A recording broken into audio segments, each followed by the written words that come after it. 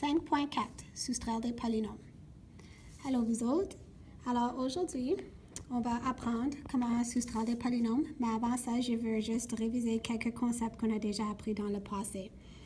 Alors, on a déjà vu la distributivité, on a vu ça l'année passée. Et qu'est-ce que cela voulait dire? On avait un coefficient numérique qui était à l'extérieur des parenthèses. Et ici, on a un binôme. Mais ce qu'on veut faire est qu'on veut distribuer le 3 à l'intérieur des parenthèses. La distributivité est liée avec la multiplication. Alors, ce qu'on fait, on va faire 3 fois n et 3 fois 4. Maintenant, on peut écrire ça comme 3n plus 3 fois 4, juste pour montrer que le 3 est multiplié par le n et le 3 est multiplié par le 4, qui là, ensuite, ça nous donne 3n plus 12. Et ça, c'est ta réponse finale. Ça sera la même chose ici, mais là, j'ai un négatif 4n et je veux la distribuer encore à l'intérieur de mes parenthèses. Chaque terme dans les parenthèses doit être multiplié par ce que tu as en avant de tes parenthèses. Alors ça va me donner un moins 4n fois n au carré plus un moins 4n fois 2n plus un moins 4n fois le négatif 6. N'oublie pas de toujours prendre le signe ici comme une négation, puis pas toujours comme une soustraction. OK, alors vous voyez que j'ai multiplié chacun de mes termes par le négatif 4n. Maintenant, on peut faire les multiplications. Et maintenant, vous savez les lois des exposants. Alors, tu sais que quand les bases sont pareilles, on a juste besoin d'additionner les exposants. Ici, j'ai un moins 4 n au cube parce qu'on fait 1 plus 2. Ensuite, j'ai un moins 4 puis un 2. So, on multiplie les coefficients numériques ensemble. So, moins 4 fois 2 donne un négatif 8. Et les n, on additionne les exposants, donc ça donne n au carré. Ici, j'ai un négatif 4 et j'ai un négatif 6 qui me donne un positif 24. N'oubliez pas qu'un négatif fois un négatif te donne un positif. Et le n, lui, il n'y a pas de n, alors juste le n va rester là. Et c'est tout, on a fini. Ça, c'est un concept qui est important avec la soustraction des polynômes. Maintenant aussi, juste pour réviser comment soustraire les nombres entiers, notre stratégie qu'on faisait, c'était d'additionner l'opposé. Alors, comment qu'on faisait ça? Le premier numéro restait toujours pareil. La soustraction devenait une addition et on faisait l'opposé du deuxième numéro. L'opposé à moins 5 est un plus 5. Alors là, on voit qu'un négatif 4 plus un positif 5 nous donne un positif 1. Même chose avec celle-ci. Le premier terme reste pareil. Il va rester un positif 3. La soustraction devient une addition. Et on prend l'inverse à lui qui devient un moins 8. Et plus 3 plus un négatif 8 me donne un négatif 5. Alors, commençons. Maintenant, je vais soustraire deux polynômes. Tu vois, j'ai un binôme ici, puis j'ai un binôme ici, et je les soustrais.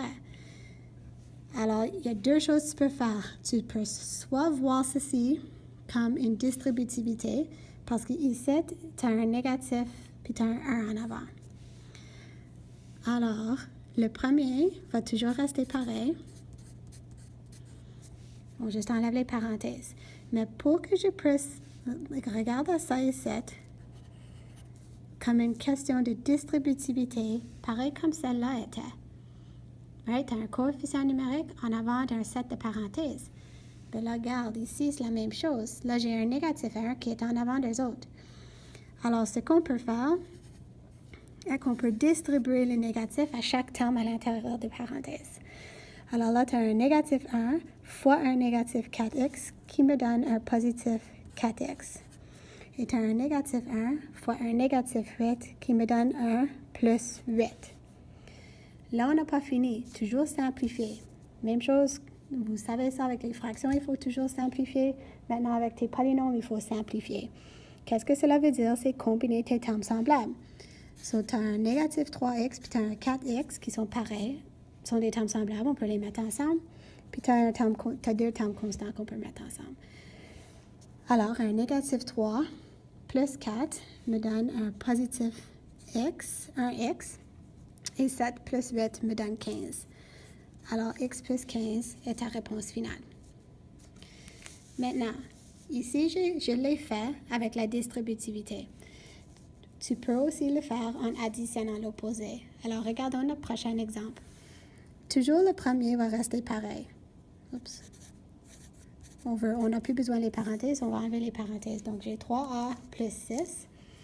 Là, je vais additionner, ça va devenir un plus. Right? Additionne l'opposé. Mais là, ce n'est pas juste l'opposé de lui, c'est l'opposé de les deux ou de 3, dépendant de combien de termes que tu as dans les parenthèses. Alors là, c'est plus un négatif de a au carré parce qu'on prend l'inverse. L'inverse de lui est un négatif de a au carré plus un négatif 4a.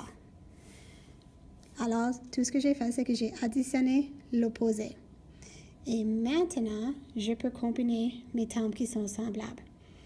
Alors, je vois que j'ai un 3a au carré, puis j'ai un négatif 2a au carré. Le négatif 4a est le seul de ces termes-là, et le 6 est le seul terme constant. Alors, tout ce qu'on peut faire, c'est combiner les a au carré ensemble. Et 3 plus 1 moins 2 me donne un positif 1 a au carré. Je vais écrire le négatif 4a. Ce n'est pas nécessaire de mettre le plus et le moins 1 à côté de l'autre. Choisis un. Et un positif multiplié par un négatif donne un négatif. Alors, c'est pour ça qu'on l'écrit comme un négatif. Et puis, le 6, lui, est positif. Alors, a au carré moins 4a plus 6 est notre réponse. Alors, c'est ton choix ce que tu veux faire. Tu peux soit utiliser la distributivité ou tu peux additionner l'opposé. Moi, je préfère juste la distributivité. Tu juste dois voir ça comme un négatif 1. Et puis ensuite, tu le distribues aux termes qui sont dans les parenthèses. Le premier polynôme reste toujours pareil. Alors, on commence toujours à l'écrire sans les parenthèses. Mais les autres, les signes vont changer. Alors, tu as un négatif 1 fois 5k ici qui me donne un négatif 5k. Un négatif 1 fois un négatif 4n me donne un positif 4n. N'oublie pas, un négatif fois un négatif donne un positif. Et un négatif 1 fois un négatif 2m me donne un positif 2m. Et encore une fois, n'oublie pas, il faut simplifier. OK? Alors, on combine nos termes qui sont semblables. J'ai des k que je peux mettre ensemble. J'ai des n que je peux mettre ensemble. Et j'ai des m que je peux mettre ensemble. 4k et moins 5k me donnent un négatif k. 2n et 4n me donnent un positif 6n. Et moins 3m plus 2m me donne un négatif m. Et voilà ta réponse. Maintenant, je vous donne un exemple que je veux que vous essayiez maintenant pour voir si vous comprenez. Alors, prenez une feuille de papier que tu peux trouver chez toi. Copie la question ici, l'exemple 4, et trouve la réponse, monte ton travail. Et puis demain en classe, on va le vérifier pour voir si tu l'as bien réussi. OK? Alors, je vais te donner une couple de secondes pour trouver un papier. Fais ça vite.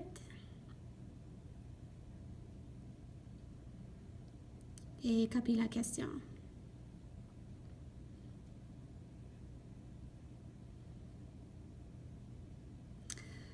OK? Alors, c'est tout. Bonne chance avec ça et on se voit en classe. Merci.